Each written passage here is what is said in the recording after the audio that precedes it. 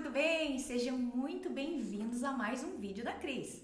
E hoje eu vou falar sobre os 3 piores erros que alguns profissionais de saúde cometem por aí nos atendimentos, até mesmo sem saber.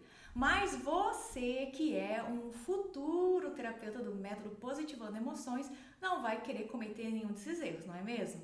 Então fica aí comigo até o final desse vídeo que vai valer a pena conhecer esses 3 principais erros. Mas antes eu quero pedir para você curtir e compartilhar esse vídeo para que ele chegue a mais e mais terapeutas. Bora lá? Eu vou então direto para o erro número 1, que é tratar somente o corpo físico e não tratar o conflito raiz. Por quê? O que isso significa? Que a pessoa não vai atrás da causa, da origem emocional do problema do paciente. E se isso não ocorre, como que vai ser esse tratamento? Esse tratamento vai ser sintomático. Então você vai tratar os sinais, os sintomas. Esse paciente ele vai melhorar, porém o problema dele vai voltar. Por quê? Porque você não tratou a raiz, não tratou aquilo que está desencadeando o problema. Para que você trate de uma forma efetiva, realmente com resultado, fica quase impossível se você não souber qual é a raiz. Então você precisa ir lá buscar onde que é o miolo da coisa, né? Porque assim, se você pega em torno, nos sinais, nos sintomas, e você não tira aquele miolo, você não tira aquela raiz, daqui a pouco tá lá tudo de novo. Então aqui no método Positivando Emoções é a mesma coisa. Nós vamos buscar a causa, a fundo, vamos buscar a origem, porque existe técnica para isso, existe um passo a passo. E qual é o segundo grande erro dos terapeutas? Esse é um erro muito grande na maioria das pessoas que trabalha com a nova medicina germânica e tem pressa de atender, que é induzir o paciente a falar. Na verdade, quando você induz o paciente, quem está falando é o terapeuta, não é o paciente, né? Então, como assim? Vou explicar para vocês de forma mais detalhada para que vocês entendam, né? Então, o programa biológico, nós que somos terapeutas, a gente já sabe qual é, né? Dependendo do que o paciente fala ali, com o tempo, com a experiência, você já sabe do que se trata, né? Nós temos um mapa das emoções e através desse mapa a gente já tem ali um caminho. Então, se você começa a falar pro paciente, mas é assim, é assado, porque você fez isso, você deve ter feito aquilo, e aconteceu isso, aconteceu tal coisa, nós estamos induzindo o paciente. E qual que é o problema? É que aquele paciente, ele acaba concordando com você, mas você não está chegando ali na raiz, no sentimento que aquele paciente teve quando aconteceu a questão. Então, uma das características assim essenciais para ser terapeuta, nesse tipo de terapia, é necessário que a pessoa tenha muita paciência. Nós temos ali um caminho, mas em cada paciente vai acontecer de uma forma, porque é o sentimento que aquela pessoa teve naquele momento. Então nós temos que ir atrás de quais são as características daquele sentimento que aquela pessoa teve quando ela passou pelo evento. Então, sem induzir aquele paciente, né? Então isso é o mais importante, porque só o paciente que vai poder te dizer o que ele sentiu, né? Muitas vezes o paciente não sabe. E aí, o que acontece? Ele precisa entrar novamente em contato com aquele evento, né, para entender o sentimento que ele teve. Então, é por isso que nós temos que fazer ele reviver aquele momento. Mas se a gente não conseguir fazer com que essa pessoa se conecte novamente com aquele evento, com aquele sentimento que ela teve, né, quando ela sentiu o conflito, ela precisa encontrar. Se a gente não conseguir fazer, não vai ser um tratamento efetivo. Então esse é um dos erros que ocorre muitas vezes, como eu falei ali anteriormente, quando a pessoa quer fazer um atendimento rápido, porque cada pessoa tem o seu tempo. Claro que tem pacientes assim que fantástico, né? A pessoa, ela colabora, mas tem pacientes que eles são bloqueados, até mesmo porque é uma dor muito grande, né? O conflito é algo que dói, que machuca e a pessoa não quer lembrar. Mas o tempo é do paciente, o tempo não é nosso. né? Então, eu preciso fazer com que aquela pessoa entre em contato com aquele fato, que ela encontre aquele sentimento, né? O que pode, às vezes, demorar um pouco, porque a pessoa precisa construir novamente toda aquela situação, ela precisa se concentrar, né? Para que ela seja inserida ali naquele momento, para que aí sim ela possa acessar aquele sentimento.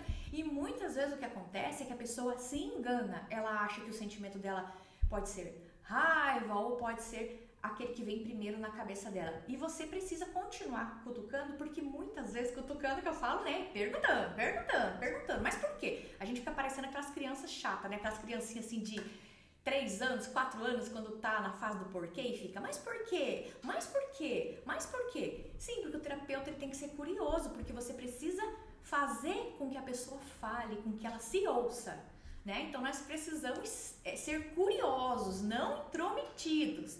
Então a gente não vai induzir as coisas, nós vamos só perguntar, mas por quê? Mas eu senti isso, mas por quê? Né? E a gente vai até que a gente pegue ali na raiz, né? Porque senão a gente vai estar mexendo só ao redor e nós não vamos alcançar a raiz. A gente precisa dar ferramentas para que esse paciente chegue até lá, né? Então, fazendo dessa outra forma, o paciente ele pode até melhorar, mas ele não vai resolver a situação. Então, ele vai ter uma melhora ali, né? Porque você tirou um pouco ali daquelas camadas, mas você não foi lá até a questão, você não resolveu. E um terapeuta que resolve a questão tem resultado, não é verdade? Então, para você ser um terapeuta, aí o pessoal que quer ser terapeuta, todas as pessoas podem, você só precisa ter amorosidade, paciência, curiosidade, paciência para esperar aquela pessoa desenterrar o sentimento dela, que é dolorido, né? Que ela bloqueou aquilo muitas vezes. Se ela não tivesse bloqueado, não tivesse ali guardado, ela não estaria, né, com uma doença, não estaria se manifestando. Então, eu preciso fazer com que a pessoa me diga. Aí, depois que ela conseguir desabrochar aquele sentimento daquela pessoa, aí sim, existe assim uma linha muito tênue entre você ouvir e você induzir a pessoa, né? Então, você vai incentivando essa pessoa, não induzindo, né? Através de como que você faz isso? Né? Através de perguntas. Mas por que aconteceu isso?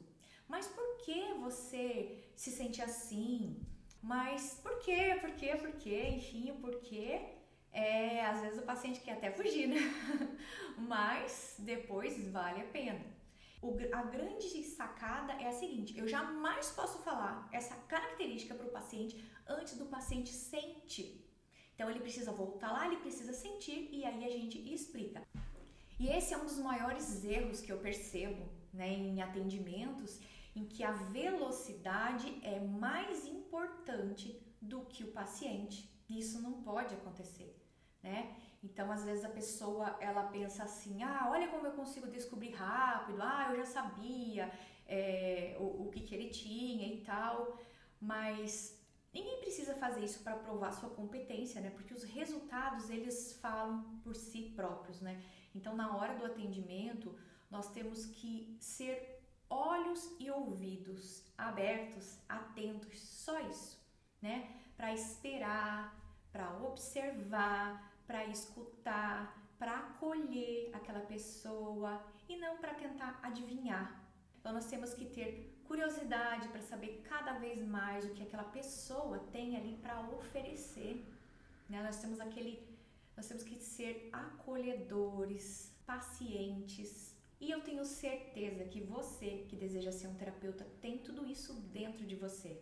E uma vez que você fez a pessoa entrar em contato com o evento dela, ali na história dela, e que aquela história que ela te contou coincidiu com o tema que você já sabia, aí pronto, aí fechou tudo e você já tem todo o problema ali na sua mão. E agora você já pode partir para a positivação e com a certeza de ter feito um excelente trabalho. E a positivação, na verdade, é que é o papel do terapeuta, onde você vai ressignificar, você vai conduzir, porque para encontrar ali o conflito, o sentimento, né, e sentir tudo sobre como foi aquela percepção, é o paciente que tem que trazer para você. Mas muitas vezes ele não sabe o problema dele, né? Afinal de contas, se ele soubesse, ele não precisaria de um terapeuta. Então, nós auxiliamos, nós conduzimos. Olha, tem certeza que você quer ir por aqui? Por quê? Não acha que, de repente, esse outro caminho aqui? Dá uma olhada. O que você acha? O que você decide? Né? Então, é preciso entender como que o programa biológico atua em cada pessoa. Cada um tem a sua característica, cada um tem o seu evento causador e cada um tem o sentimento que está grudado naquele evento. E é isso que a gente precisa respeitar, a individualidade de cada um, porque mesmo que tenha um mapa das emoções, aquilo é só uma base, cada um vai ter a sua particularidade. E o terceiro erro é não positivar o evento.